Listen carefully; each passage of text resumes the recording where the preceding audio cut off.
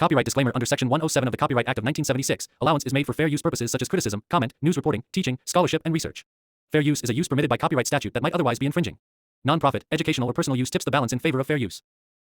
My fellow Americans, in life there's truth, and tragically there are lies. Lies conceived and spread for profit and power. We must be absolutely clear about what is true and what is a lie. And here's the truth. Joe Biden is a serial liar. Biden seemed to be claiming Kinnock's vision and life as his own. Why is it that my wife, who's sitting out there in the audience, is the first in her family to ever go to college? Why is Gladys the first woman in her family in 1,000 generations to be able to get to university? My ancestors who worked in the coal mines in northeast Pennsylvania don't come up after 12 hours and play football. 8 hours underground and then come up and play football. It's because they didn't have a platform upon which to stand.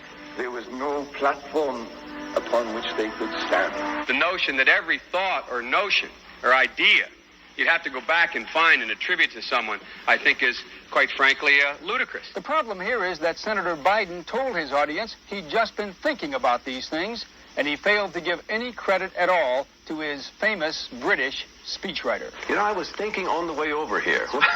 Now, that's a little too much, because, as you point out, what's behind the words? What's there?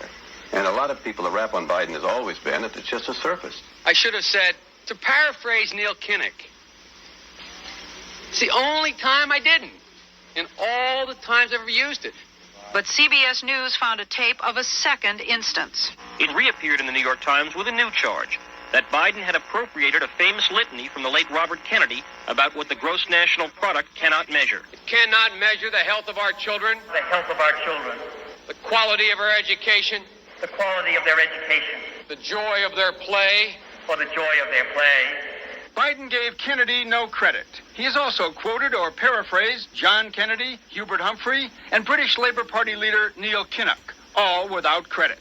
Joseph Biden admitted today that he committed plagiarism when he was in law school. He said it was a mistake, but that it was unintentional. He quoted 5 pages of someone else's work without proper citation. I've done some dumb things, and I'll do dumb things again.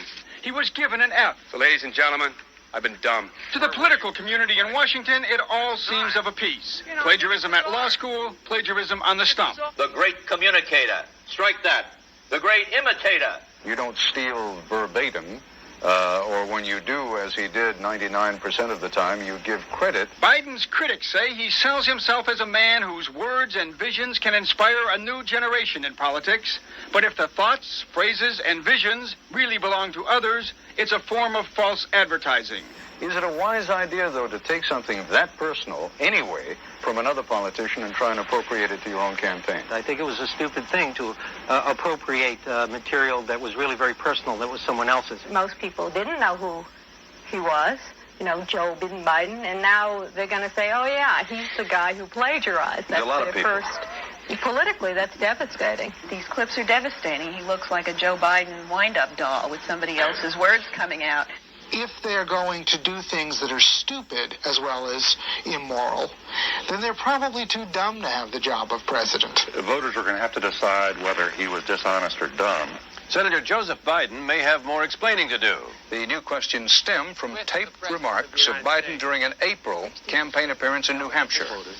I went to law school on a full academic scholarship, the only one in my class to have a full academic scholarship. Went back to law school and, in fact, ended up in the top half of my class.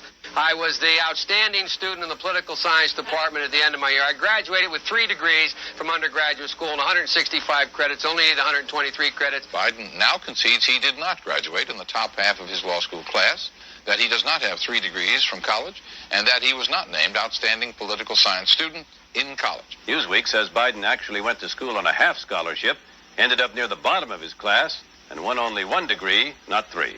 Joe Biden ranked 76th in a class of 85 at the University of Syracuse Law School. I mean, this guy comes off this whole thing as a flyweight. Now Biden says Newsweek is right. His memory had failed him. And I'd be delighted to sit down and compare my IQ to yours if you'd like, Frank. Joe Biden was victimized by the truth. Bye Biden. He may not know it yet, but I think this is going to be very difficult for him to recover. Is Joe Biden dead meat, yes or no? I think so. Bob? It's in terminal condition. Terminal. Eleanor? Yes, unless he comes in third in Iowa. Morton? Dying. I say dead. Got involved in desegregated movie theaters and helping, you may remember Reverend Moyer in Delaware and Herman Holloway organized voter registration drive. I was a teenager in Delaware. For real, I got involved in the civil rights movement. We have the 8th largest black population in America. Most people don't know that. And I'd go to 8 o'clock Mass, then I'd go to Reverend Harring's church where we'd meet in order to organize and figure where we were going to go, whether we were going to desegregate the Rialto movie theater or what we were going to. When you're involved in the civil rights movement as a kid in high school, I used to go down to the black church. I go to 7:30 Mass. I'm a practicing Catholic. Then I go to 10 o'clock. And then we sit and plan what we're going to do in terms of desegregation. You think I'm joking? I'm not. Can y'all hear me? Yo.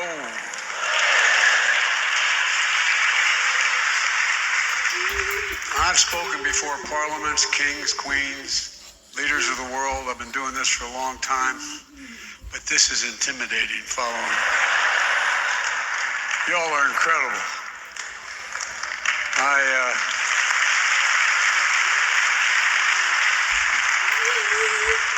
And let's lay one thing to rest. I may be a practicing Catholic. I used to go to 7:30 Mass every morning in high school and then in college before I went to the black church. Not a joke. Andy knows this. Andy, it's so great to see you, man. You're one of the greatest we've ever had. You really are, Andy.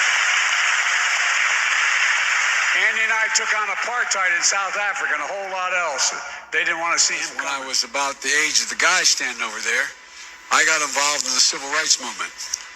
My state is a state that was segregated by law, and we have the 8th largest black population in the United States of America as a percent of population. And my passion was ignited when I saw what was happening when we moved down from a place called Scranton, Pennsylvania, with very few minorities in that city. But I moved down to Delaware when I was in 3rd grade, a little town called Claymont. And what I found out was that there was a significant African-American population. But guess what?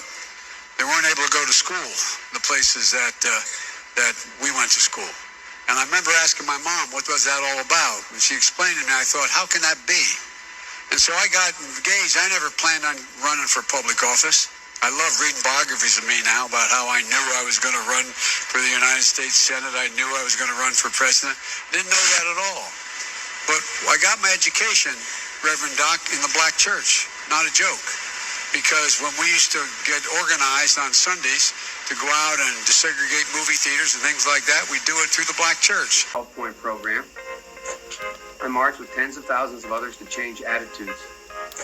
When I was 17 years old, like many of you, I participated in sit-ins to desegregate the restaurants and movie houses of Wilmington, Delaware. I came out of the civil rights movement. I was one of those guys that sat in and marched and all that stuff. But this was a lie. Joe Biden was not exaggerating or embellishing, he was actively lying about his participation in the civil rights movement. After being called out for these lies, he made a public statement admitting that he had lied in 1987. During the 60s, I was, in fact, very concerned about the civil rights movement. I was not an activist. I worked at an all-black swimming pool in the east side of Wilmington, Delaware. I was involved. I was involved in what they were thinking, what they were feeling. I was involved, but I was not out marching. I was not down in Selma. I was not anywhere else. I was a suburbanite kid who got a dose of exposure to what was happening to black Americans when I'm in my own city. Even after publicly admitting that he had lied about his role in fighting for civil rights, as you've seen in previous clips, he did not stop telling these lies. He even went as far as claiming he had been arrested trying to see Nelson Mandela. 30 years ago, Nelson Mandela walked out of prison and entered into discussions about apartheid. I had the great honor of meeting him. I had the great honor of being arrested with our UN ambassador on the streets of Soweto trying to get to see him. In reality, when it comes to Biden's role in the civil rights movement, he was one of the strongest and most outspoken opponents of busing, which was a major contributing factor of integration. He's even been quoted as saying that he did not want his children going to school in a racial jungle. During the same time, Biden also made the following statement. The new integration plans being offered are really just quota systems to ensure a certain number of blacks, Chicanos, or whatever in each school. To me, that's the most racist concept you can come up with. What it says is, in order for your child with curly black hair, brown eyes, and dark skin to be able to learn anything, he needs to sit next to my blonde-haired, blue-eyed son. That's racist. Who the hero do we think we are, that the only way a black man or woman can learn is if they run shoulders with my white child? It appears as though he has a habit of making up stories and lies, saying whatever he thinks will make him look good in front of whatever crowd he's speaking to, such as the infamous story of the man named Corn Pop. You landed on the darn cement over there. And Corn Pop was a bad dude. And he ran a bunch of bad boys. And I did. And back in those days, to show how things have changed, one of the things you had to use, if you used pomade in your hair, you had to wear a bathing cap. And so he was up on the board, wouldn't listen to me. I said, hey, Esther, you, off the board, or I'll come up and drag you off.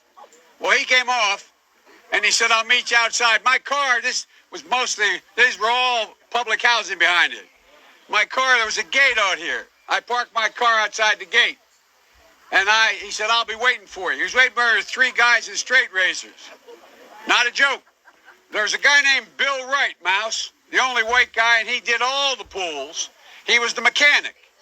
And I said, what am I going to do? He said, come down here in the basement where where all the pool filter is. You know the chain, there used to be a chain that went across the deep end. And he cut off a 6-foot length of chain. He folded up, he said, you walk out with that chain. And you walk to the car and say, you may cut me, man, but I'm going to wrap this chain around your head. I said, you kidding me? He said, no, if you don't come back. And he was right. So I walked out with the chain. And I walked up to my car. And those days, you used to remember the straight razor. You'd bang them on the curb, get them rusty, put them in a rain barrel, get them rusty. And I looked at him, but I was smart then. I said, first of all, I said, when I tell you to get off the board, you get off the board, and I'll kick you out again, but I shouldn't have called you Esther Williams. I apologize for that. I apologize, but I didn't know that apology was going to work. He said, you apologize to me? I said, I apologize for that, not for throwing you out, but I apologize for what I said. He said, okay, close the straight razor, and my heart began to beat again.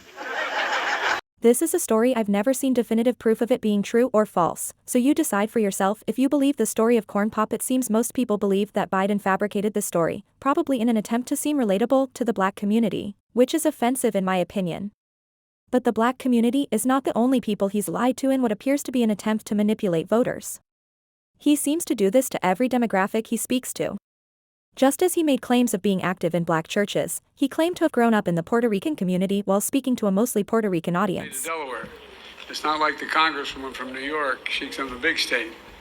But we have a very, in relative terms, large Puerto Rican population in Delaware, relative to our population.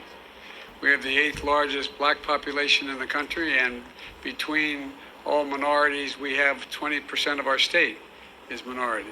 And so I was sort of raised in the Puerto Rican community at home. While speaking to a semi-truck driver, Joe Biden claimed he too was once a semi-truck driver.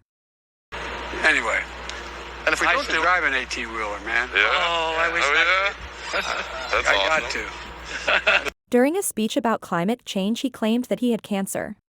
To get literally the oil slick off the window. That's why I and so damn many other people I grew up have cancer. I suppose there is no cause for concern though, since Biden also claims to have cured cancer. I said I'd cure cancer. They looked at me like, why cancer? Because no one thinks we can. That's why, and we can. We end cancer as we know it. Although Joe Biden does not have cancer as far as we know, and he most certainly has not found a cure for cancer, it is true that he has had to deal with devastating loss throughout his lifetime. I personally have dealt with the losses of my entire family throughout my life, and because I understand that pain, I want to remain respectful while covering the next bit of lies. I'll start with the car accident that took the lives of his first wife and 13-month-old daughter and also injured his sons, Beau and Hunter. According to reports, visibility was poor and his wife did not see the oncoming semi-truck when she pulled out in front of him. It was an absolutely tragic accident, and according to the family of the semi-truck driver, the accident devastated him and weighed heavy on his heart for the rest of his life, even though he knew he was not at fault and he immediately rendered aid until help arrived. That man passed away in 1999, and this is where Biden's lies start. Joe Biden knew that the truck driver had been completely cleared of any wrongdoing, but after the man's death, Biden started claiming that the truck driver had been drinking, making statements such as claiming that the man had drank his lunch and that his wife and daughter had been killed by a drink driver. Some news outlets even began to report this as fact without ever checking the validity of Biden's claims. It's unclear why Biden would lie about this. It seems possibly to garner sympathy or to add dramatic effect, but regardless of his reasoning, this obviously devastated the Mann family. During Biden's campaign for vice president, the man's daughter began speaking out on the news and asking for Biden to publicly clear her father's name and personally apologize to the family, which Biden eventually did. The truth about the traumatic events in Biden's life were traumatic enough that he did not need to lie about any of it, but for some reason he did. Biden also lost his son Beau to brain cancer in 2015, but before his death he was a very successful man. He was an Iraq War veteran, then became Attorney General of Delaware. He seemed to be a son that any father would be proud of. And I genuinely believe Joe Biden is very proud of his son, but instead of being honest about his son serving in Iraq, but dying from brain cancer years later, he continuously lies to Gold Star families and loved one of the men and women who died while serving their country. He continues to talk about Beau coming home in a flag-draped coffin, even though these families know that's not true, and they feel disrespected that Biden makes the focus of these interactions about himself and the loss of his son and the lie that his son died while serving in the military. Think of Iraq because that's where my son died. My son was a major, U.S. Army, lost him in Iraq. Things changed in our life and our family. I lost my son. We lost our son in Iraq. Anyway. Myself and the other families of our 13 were waiting for the plane arrival to the United States. When Joe Biden, our elected president, entered the room, when he approached me, his words to me were, my wife Jill and I know how you feel. We lost our son as well and brought him home in a flag-draped coffin. My heart started beating faster, and I started shaking, knowing that their son died from cancer and they were able to be by his side. Also wondering how someone could honestly, be so heartless to say he knew how I felt a little over 24 hours and learning of my son's death. It's pretty clear that Joe Biden has no problem lying, especially when he believes it can further his political career to manipulate a few more voters to vote for him.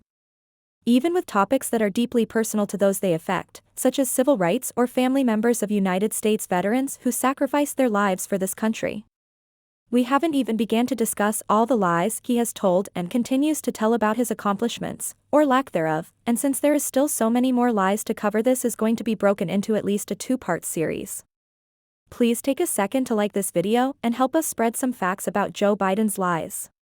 Subscribe and hit the bell so you'll be notified when part 2 drops, along with all the other content coming soon. If you made it to the end of this video, leave a clown emoji in the comments along with your favorite Biden moment or quote.